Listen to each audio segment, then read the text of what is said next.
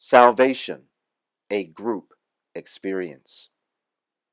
Today, as Black Christian nationalists, we seek to rebuild a Black nation with power. We are engaged in a revolutionary struggle to restructure a society that has excluded us by declaring us inferior. As an oppressed people, we bear the mark of slavery and tend to identify with the enemy who oppresses and exploits us. We respond to our oppression not as a people, but as individuals. So our efforts are futile and our oppression continues. We need the group experience that Jesus developed as the process for transforming individuals into a people. Individuals cannot carry on a revolution. Individuals can become angry and strike out in frustration, but this is not revolution. Only a people who struggle together can carry on a revolution. As Black Christian nationalists, we seek to free ourselves from individualism in order that we may become a people. The most important single aspect of both our faith and our program is the fact that we have rediscovered the process by which the individual can be led to divest himself of individualism and to merge into the mystic communal oneness of the Black nation. For us, this is an important theological statement because we have rediscovered how God works in the world.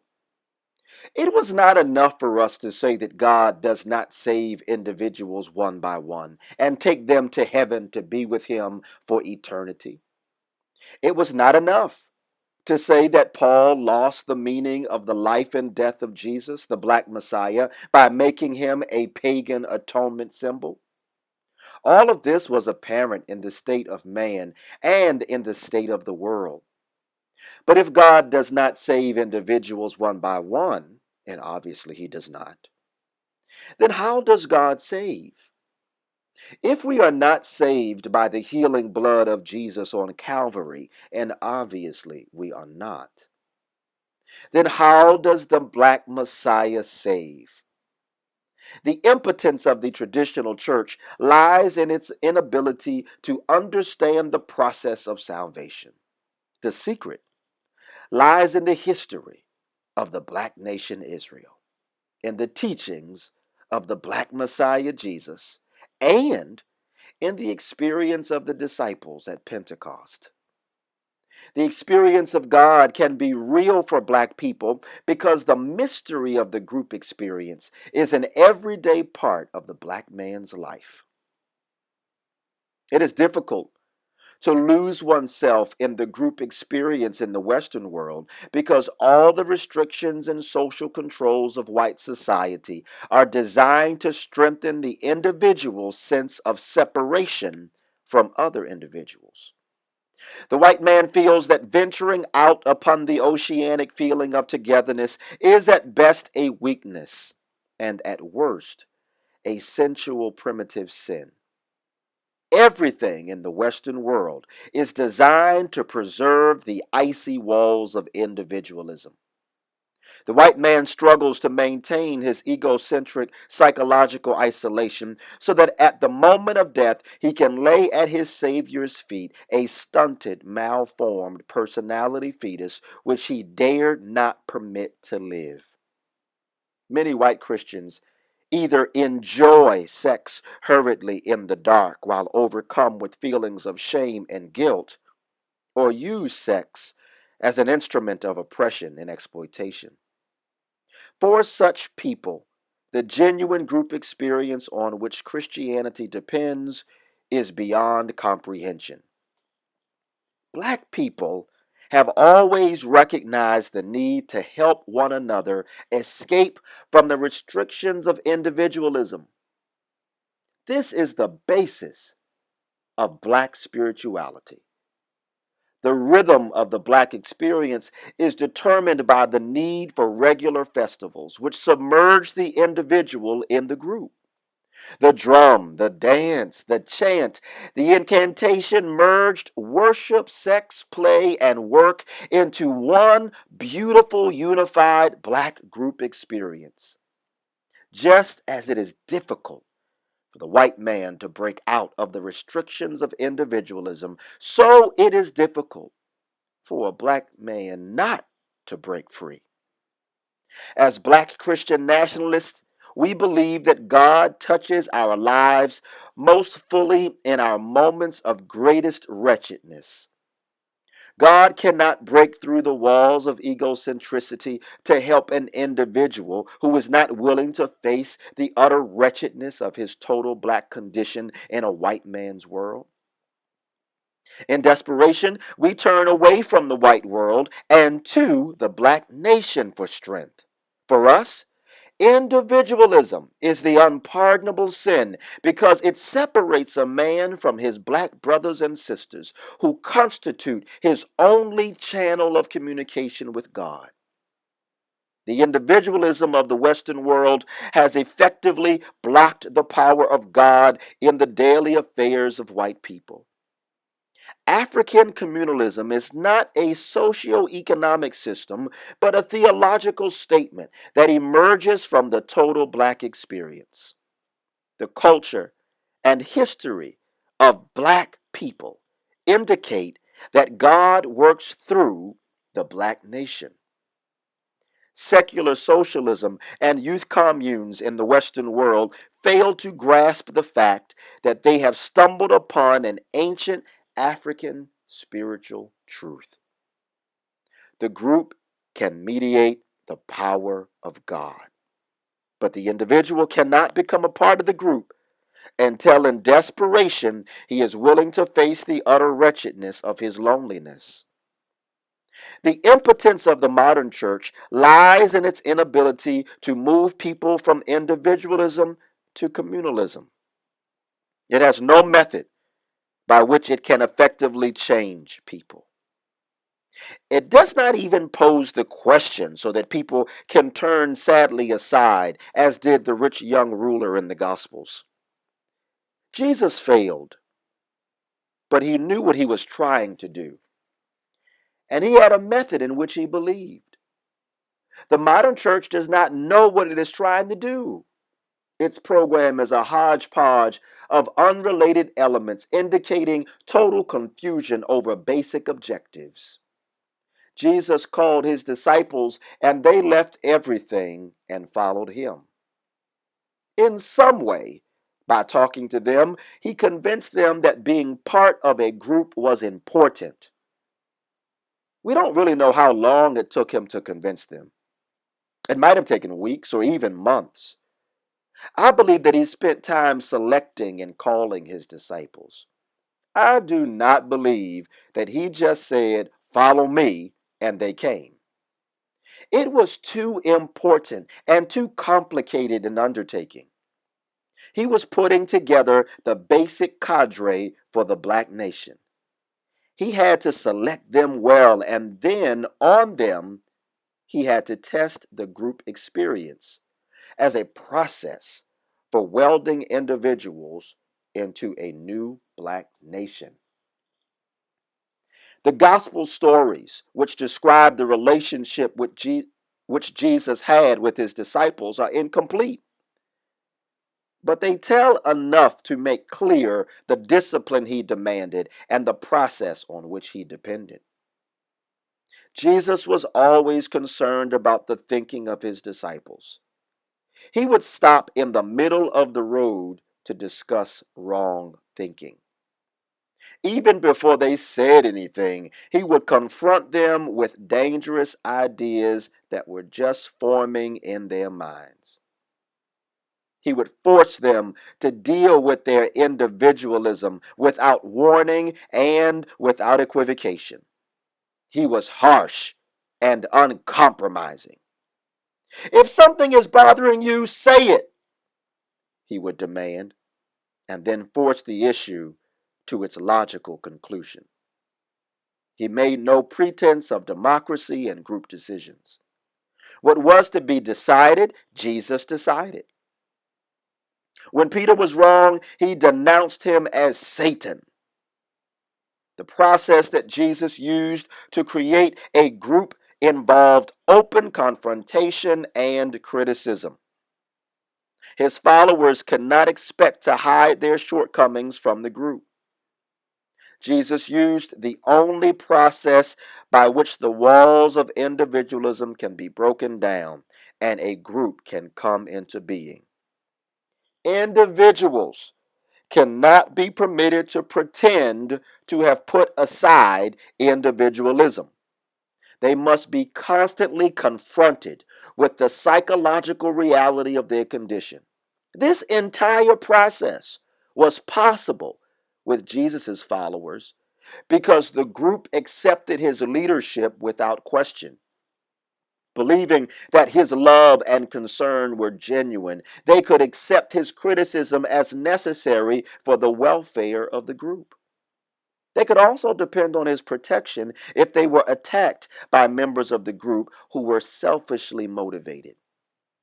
A religious community that demands total commitment and the total submergence of individualism in the liberation struggle of a people cannot exist without consciously recognized authority. The authority of Jesus depended on the acceptance of his followers. They accepted his interpretation of the struggle in which they were engaged and recognized the fact that all values were derived from that struggle. When the disciples began to question the basic decisions of Jesus, the existence of the group was finished. Whenever such questioning occurs, it is intended to destroy the group, however idealistic the explanation may be. Jesus was crucified at Bethany in the house of Simon the leper. A woman came and poured an expensive ointment over his head. But when the disciples saw it, they were indignant. Why was the ointment thus wasted? It might have been sold and the money given to the poor. And they reproached her. And Judas Iscariot, who was one of the 12, went to the chief priest in order to betray Jesus to him. The disciples reproached the woman, but in fact, they were publicly reproaching Jesus. They spoke aloud indignantly. Jesus confronted them because he knew that the life of the group was finished. The disciples no longer had confidence in Jesus' interpretation of the struggle. It seemed to be a small matter, but his authority had been questioned. It followed naturally that Judas would go to the chief priest and offer to betray him. It followed naturally that Jesus would point out and confront them at the Last Supper with the fact of betrayal already committed. It followed naturally that they would not watch with him 1 hour at Gethsemane. The disciples were no longer a group because they no longer had a leader whose authority was accepted without question. Individualism had triumphed over the group. The group reassembled after the crucifixion because it was willing to give to a dead leader the loyalty and authority which it had taken from the living Jesus. The synagogue that Peter put together in Jerusalem symbolized the resurrection of the group through the mystical Pentecostal experience. The church that came into being at Pentecost was doomed to impotence from its inception by the weak leadership of Peter and the disciples, who were unable to maintain either political or ideological control of the organization which took the name of Jesus, who was called the Christ. The Apostle Paul eventually made it possible to shift church power from black Jerusalem to white Rome. Peter and the disciples in Jerusalem did not understand either the emotional Pentecostal experience or the rational process by which Jesus had put together his short-lived group. They had neither a program for liberation nor a process for building a black nation. The liberation struggle was lost in the individualistic salvation of Paul, the dream of the second coming, and the fall of Jerusalem, with its scattering of the black nation in AD 70. The church, which centered in Rome, took power without understanding the mysteries of its African beginnings. The concept of nation and African communalism uniting all aspects of life in one basic group experience was lost. The three processes by which the individual is able to submerge his individualism and become part of a group were lost. 1. The process by which the individual is transformed through a rational group experience in which he must face reality as mirrored in group confrontation, criticism, and love. 2. The process by which the individual is transformed through the emotional experience of a rhythmic African religious ceremony deliberately designed to break down the walls of individualism.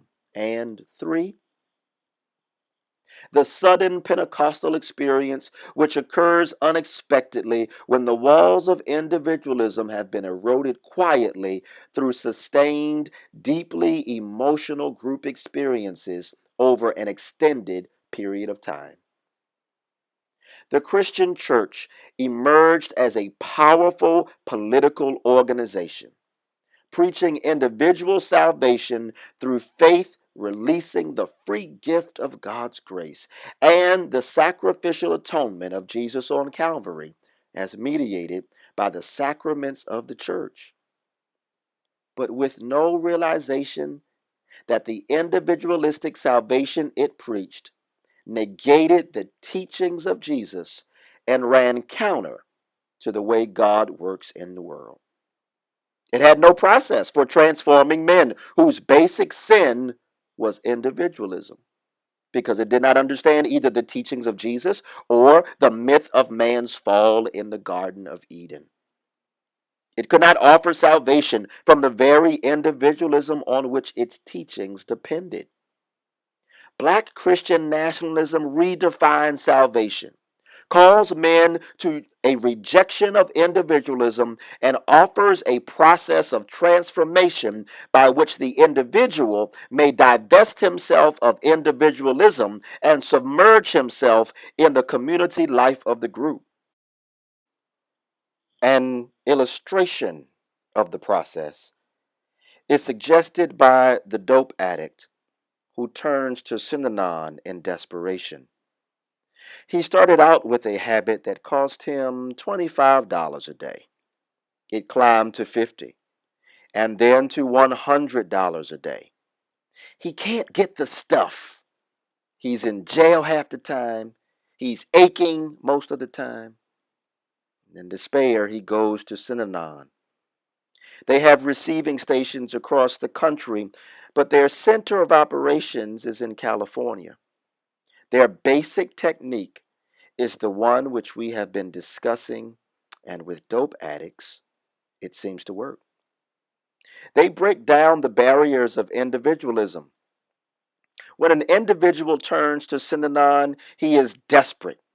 They make him admit it to himself and to the group as the first step in his transformation. He must sit on a bench on the outside until they decide to talk to him. He must demonstrate that he is desperate, that he is seriously seeking help, and that he sincerely believes that he can find it in Synanon before the group will accept him.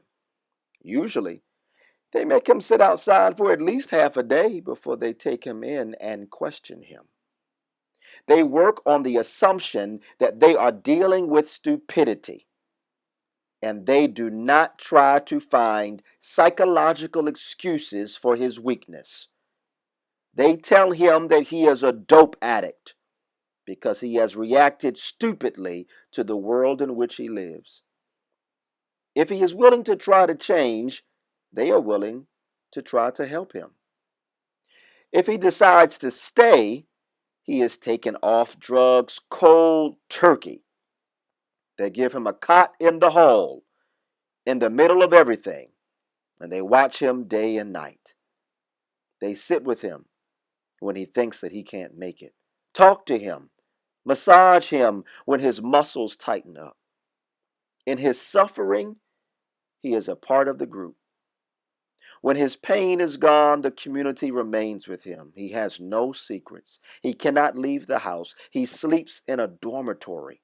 He works with his brothers and they talk together constantly, just as Jesus did with his disciples.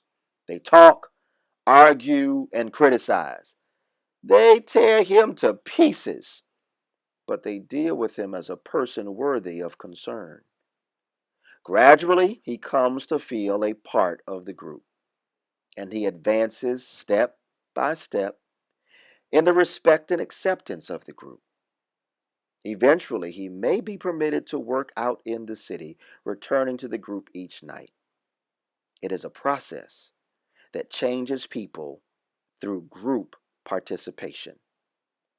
The old time church was built around the process of changing people, called conversion, and was psychologically oriented to the way people actually are. The process of being saved was built around the old mourner's bench. Sinners were convicted of their sins by preaching and came forward to be saved. Coming down front indicated only a desire to be saved. The process of being saved was a group experience participated in by everyone present. The congregation would pray, sing, shout, and scream until the walls of individualism crumbled and the sinner confessed and became a part of the group. At that moment, he had a conscious experience of God and he was saved. The old mourner's bench represented a process by which an individual submerged himself in a group and escaped individualism. The mourner's bench worked, but the old time church had a very limited conception of salvation. Having motivated men to change, they could only think in terms of putting an end to petty personal sins. The process was correct, but the conception of the possibilities and power available was simple and childish. Black Christian nationalism would adopt the psychological process represented by the mourner's bench to the black liberation struggle. The individual would confess his sin of individualism, saying, "I have been an Uncle Tom, and I repent. I have served the interests of my white oppressor all of my life because in ignorance I identified with him and wanted to be like him, to be accepted by him, and to integrate with him. I loved my oppressor more than I loved myself. I have betrayed my black brothers and sisters to serve the interests of my oppressor. Because of self-hate, I did not recognize my enemy. I have been individualistic in everything that I have done. I have done nothing to hasten the liberation of black people. I have misunderstood the will of God in failing to realize that nothing is more sacred in His sight than the liberation of black people. I ask forgiveness of God and of my black brothers and sisters in the black nation. With the help of and support of the black nation, I believe that I can change and bury my individualism in the life of the black nation. With Jesus, the black Messiah, as my guide and helper, I will try, so help me God.